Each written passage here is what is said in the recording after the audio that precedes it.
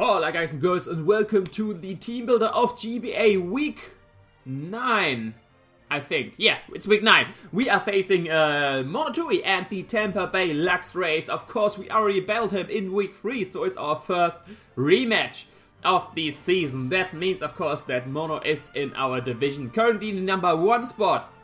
Not really a contender in our playoff race. He is like with us in the playoff race, but Mono and Chimpact are like kind of out of the picture to fight with because they're just so ahead to us. But either way, still a very important win. Like I said, with a questionable win versus John last week, we are able to go to 4-4. So tying up with the guys like Gator, like Duncan, only being 1 win behind George, and only being 1 win in front of Dan. So the race is still very close. So far, I do not have a player swap because I actually have a worse differential than Gator, so he's currently in front of me. But I'm in front of Duncan because I have a better differential than him. So I'm in the middle of the 4-4 teams. But of course, that doesn't mean a lot. Like just a small win for me and a big win for them, or something like that. And it's all the things change. Either way, we can't afford to lose in these upcoming matches unless like we want to rely on them losing as well.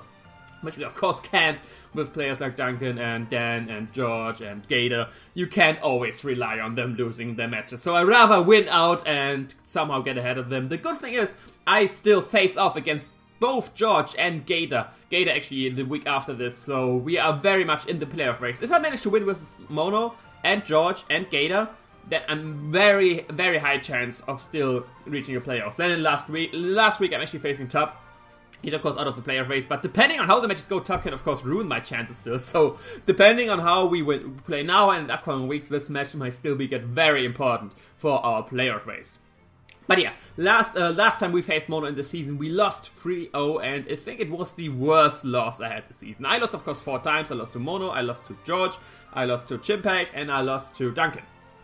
But Chimpact I lost because of the speed creeping issue. You all remember that probably. So it's an annoying loss, but not really like where I had to, which crushed my ego because I played bad. I think I played well till the end. I had my win condition, and then it just, the whole speed creeping thing happened. Similar to Duncan, like this was not an ego crushing loss as well. They're just, or pride crushing, whatever to call it. I played till the end. I had my plan in mind, but then he suddenly outsped me. Then George, I think the loss to George was mainly due to the hacks I got versus me, like the Iron Tail miss, the biggest one being the Iron Tail miss, and then some other smaller stuff. And this Mono, that was just a game where I got wrecked. I got basically wrecked. He outprepared me, he outplayed me. I never really had a foot in the game, and he refused to give me any space in the game. So yeah, there I got wrecked. So this is a very nice redemption game for that. To get our, revenge for our, in my opinion, worst loss this season. So that's all for the history of the match. Let's go over Mono's team. It did not change to week 3 too much, only one changed. But he got the Jirachi, which is the Z-Captain, the Buzzhole, the Zygarde Snake Form, the Roserade, the Mantine, the Greninja, of course only with Torrent, not Protein. Then the Florges, the Miltank, the Rhydon, which is actually Lumon, he doesn't have Alolan Golem anymore, Salazzle, and the Bishop.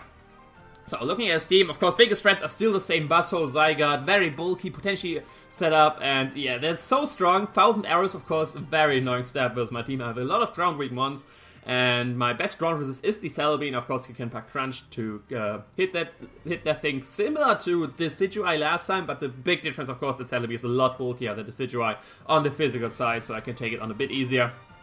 Then the Greninja outspeeds my whole team, has access to all the coverage he needs with my team. I have no Mon, which 100% stops it all of the time, and Mon's so fast, which is so difficult to stop, so of course very annoying. And then of course the Salazzle, which I have some checks to, but he basically just needs Fire, Poison, Hidden Power, Ground, and he has managed to run through my team, and once again, outspeeding my whole team again. So yeah, he has a very fast threatening mons, and then he has stuff like bulky threatening mons, like the Buzzhole and Zygarde, which are basically not one-hit KO'd by any move. You always have to at least 2-hit or 3-hit KO them. And then the Jirachi, which can just do way too much. I kind of expect him to bring the similar set at least as Jirachi last time, which did very well with my team, which was like an Assault Vest mixed variant with Grass Knot, Iron Hat, and all those shenanigans.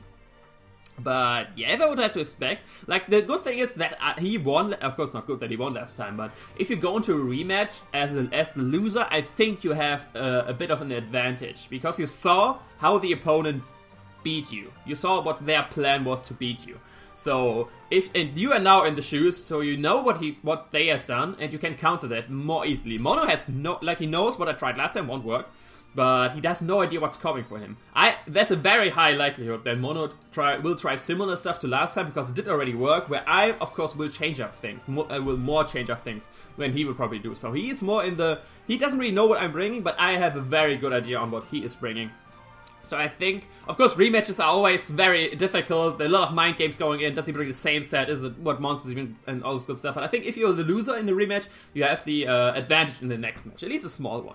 Unless you have just a very terrible matchup and it's impossible for you to win. But yeah, that is basically his team. Switching over to my team here on Showdown. First up, we got Celebeat, Zwiebel, right here with the Colbert Berry, physically defensive with a bit of speed. This speed is actually there to speed creep the Bishop. The speed of the Bishop he brought last time. Like, it doesn't outspeed a max speed Bishop. It doesn't outspeed, it can outspeed a max Adamant Bishop, but it speed creeps the speed he brought last time on Bishop. So if he brings Bishop and he decides to bring the same speed, which is most likely the case, then I am able to outspeed that. Barring, yes, of course, the Scarf Bishop he was last time. But yeah, I just want to have, main reason I want to have some speed is just so that monsters can speed creep me. That's what I want a lot of times on my defensive monsters. Just a little speed there, so they can't be speed creep, is bad crap. So, Psychic, Earth Power, Hidden Power, Ice, and Recover. Recover, of course, for recovery. Psychic hit a lot of his things. To hit the Buzzsaw, to hit the Roserade, to hit the Scizor, and on the switch in. Then Earth Power, of course, for the Bishop, for the Jirachi, for the Rhydon, potentially, and it's Scizor, of course, even harder. And then Hidden Power, Ice there for the Zygarde. This is my Zygarde check on the team. Coldberry is mainly there for the Bishop, because in case he wants to bring Bishop, I don't want to be pursuit trapped by it and then get wrecked by the Zygarde, so I have the Coldberry, so that pursuit is weakened. Of course, it helps as well for the Crunch on the Zygarde. He will, of course, bring Crunch, but it's not that important for the Crunch, because if you look at my distribution on HP and defense EVs, this is fine-tuned to take 2 Crunches from a Jolly Choice Banded Zygarde. Even without the Coldberry, I'm not 2-hit KO'd by Choice Banded Jolly Crunch. So, and I can hit it back with Hidden Power Ice, potentially recover on him. Barring gets, of course, crits or defense stuff or something like that. If he doesn't bring the Bishop, the Coldberry is, of course, very nice versus the Zygarde. But other than that, it's not really that neat for it. It's mainly there for the Bishop. So, because I don't want my counter to him on Pursuit Trap. Basically the same reason I didn't brought Latias versus Duncan last time. Because I didn't want to get Pursuit Trap by the Weavile and then I lose to Keldeo. But yeah, that's Celebi. Main reason there to check the the Zygarde, and then has some strong coverage for a lot of his Almonds. Next up, we got a similar member to last time. We got Tornadus once again with a bulk up variant with Acrobatics, Rest, not bulk up, Rest. Same speed. Speed is there for max speed Jirachi. Then HP and defense investment. Actually, I'm a bit bulkier than last time. Last time I was exactly the bulk to like my sub not get broken from a defensive Jirachi or defensive Miltank. This time I have a little bit more bulk in there, because if he just puts a little bulk in little attack investment into his Miltank, predicting, like to me being similar to Tornadus, then he can take this on even better. But this time I'm not sub Figgy, or I think it was Figgy Bay. Sub Figgy Bay. This time I'm Resto Chester, because I actually listened to the analysts, and they were right. If I want to run bulk up, Resto Chester is the better variant, because I don't have to fear getting paralyzed or something like that. I can just rest that off. I have priority rest, so if I have enough bulkers up and I know I can lift 3 turns, I can rest up and yeah, basically be back at full health. Bulk up, of course, there for the recovery acrobatics as main step, and then I have Grass Knot right here over knockoff, because now that he has Rhydon, he might bring that. Seeing that last time I brought the Tornadus, and it could have done a lot of work if I would have just gone for 2 acrobatics versus the Miltank, for example. So he knows it's a possibility, he knows it's potentially a big threat to his team, so he might bring Rhydon, and that's why I just have the Grass Knot there. Even with minus Protect Nature, after an acrobatics, it just dies to Grass Knot, barring it's max, especially bulky. But I will scout off of that, of course, first, and then, yeah, that's basically Tornadus.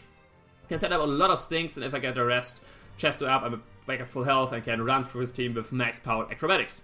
Next up, we got actually one of the same exact monsters last time. Same spread, same move, same item with the Primarina. This was the one thing which actually worked in Mono's match, and it does a lot of work killing the Greninja, of course, which is his main job once again with Moonblast, Scald, Psychic, and Toxic.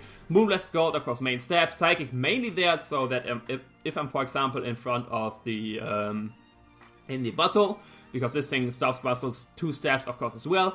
Then I don't have to click Moonblast on the potential switch on Roserade. I can just click Psychic and hit the Roserade on the switch as well. And Toxic there for stuff like Miltank and yeah. GBA Barrier, of course, to take the Gunk Shots from Greninja, to take the Sludge Bombs from, or Sludge Waves from Salazzle, to take the Poison Jabs from Buzzle. GBA Barrier is just a great item for Primarina versus team, because all these ones I just mentioned can of course KO me if I don't have the GBA Barrier, but I have super effective coverage for all of them. And of course I could help versus the Roserade as well if he brings that, but he has no reason to go for poison moves, because last time I was already GBA Barrier, so unless he wants to burn that, I doubt he would do that, and then I will most likely not switch in, stay in versus Roserade. He could just go for a grass move and something like that. But yeah, Primarina puts a lot of work versus his team, especially if I manage to get a Scald Bird on the Jirachi, and he is that Assault Vest variant, then that I can wear that thing down even quicker.